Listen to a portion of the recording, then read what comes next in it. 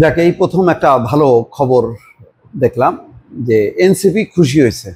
NCP খুশি হওয়া মানে মানে মাশাল্লাহ, সব বালা মুসিবত দূর হওয়া।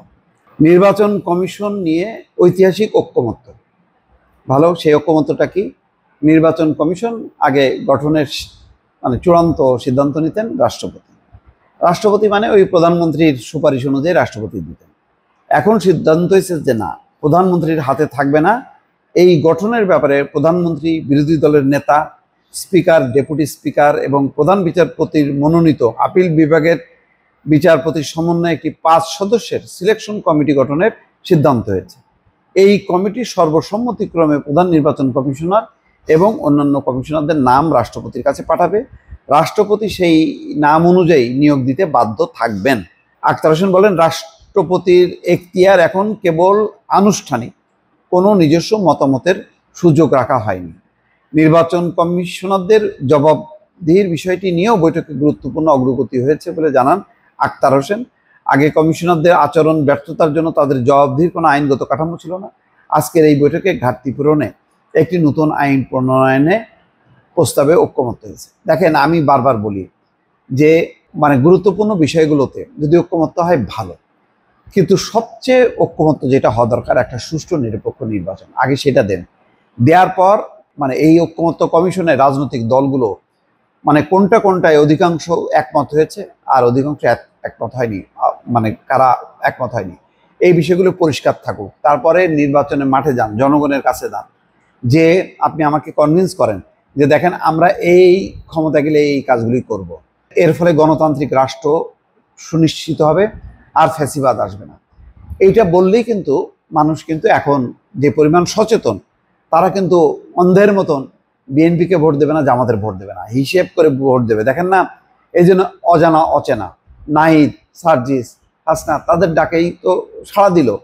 পেছনে বুঝলাম যে বিএনপি জামাত সহ ব্যাপক বিক্ষুব্ধ আছে, কিন্তু সামনে তখন এমন অবস্থা যে একটা চড়ুই পাখির ডাক দিলেও মানুষ ঝাঁপায় পড়বে। তো বিশাল বিশাল পাখি দরকার নেই, ঈগল পাখির মতন বড় পাখি দরকার নেই, বাজ পাখি দরকার নেই, চড়ুই পাখি যথেষ্ট ছিল। তো তারা আবাবিল পাখির মতন মানে মানুষ জড়ো হয়েছে এই চড়ুই পাখির ডাকে, মনে করেন। তো এই জন্য আমি বলি যে এখন আপনি সঠিক নেন, প্রস্তাবনা নেন, প্রস্তাবনাগুলো নিয়ে মানুষের কাছে হাজির হন। সবগুলো প্রস্তাব একমত হওয়া যাবে না, এটা আমি বারবার বলছি, কিন্তু এটা নিয়ে নির্বাচন বিলম্বিত করলে ক্ষতি হবে। এই যে যে বিশৃঙ্খলা একটা আমরা দেখলাম মাইলস্টোন স্কুলকে ঘিরে, যে ট্রাজিক একটা পরিণতি হয়ে গেল, এর ফলে এটাই প্রমাণ করে দেশে একটা রাজনৈতিক সরকার সাংঘাতিক রকমভাবে দরকার। এটা যদি হয় তাহলে অনেক সমস্যার সমাধান হবে। আর যদি না হয় তাহলে আপনি হয় নির্বাচন কমিশন হলো, কিন্তু সাংবিধানিক অন্যান্য প্রতিষ্ঠানের নিয়োগের ব্যাপারে এ হলো না, আপনি কি করবেন? আপনি কিছু করতে পারবেন না। তো ভালো হলো আন্তঃনির্বাচন কমিশনের ব্যাপারে একটা ঐক্যমত্য হলো। একটা তত্ত্বাবধায়ক সরকারের গঠন কিভাবে হবে সেটার ব্যাপারে ঐক্যমত্য হন, নির্বাচনে চলেন, আর দেরি করার দরকার নেই। এখন যেই মানে রাজপথের যে রাজনৈতিক দলগুলো আছে, মানুষ তাদেরকে বিশ্বাস করে, তারা ফ্যাসিবাদী হবে না, তারা চূড়ান্ত খারাপ কিছু করবে না, গণতান্ত্রিকভাবেই যাবে। হ্যাঁ, দৃষ্টিভঙ্গির পার্থক্য থাকবে, কিন্তু দেখেন ঠিকই ডক্টর মোহাম্মদ ইউনূস কত বিরোধিতা সব সময়, যেই মাত্র ডাক দিছে রাত্রেবেলায় দৌড়ায় গেছে 4টা দল, পরের দিন 13টা দল। এটা তো দরকার, এই ঐক্যটা তো আছে। কিন্তু যেই সরকার, সেই সরকারকেও তো সঠিক কাজগুলো করতে হবে। তাদেরকে ওই যে মির্জা ফখরুল বলছেন না, ঘন ঘন বৈঠক হলে ভালো হতো, ঘন ঘন বসা দরকার।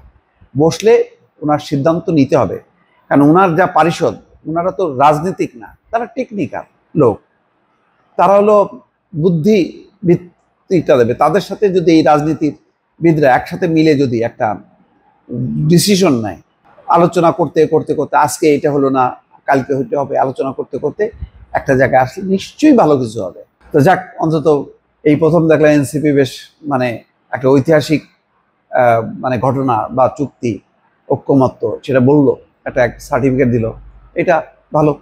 এনসিপিকে নিশ্চয়ই ডক্টর মোহাম্মদ ইউনূস পছন্দ করে। এনসিপি যখন বলবে যে স্যার আমরা ঠিক আছে, অসুবিধা নেই, এই প্রস্তাবে আমরা একমত, এখন আপনি নির্বাচনের ব্যাপারটা ইয়ে করেন, এনশিওর করেন, করবে, সমস্যা নেই। ভালো থাকবেন, আল্লাহ হাফিজ।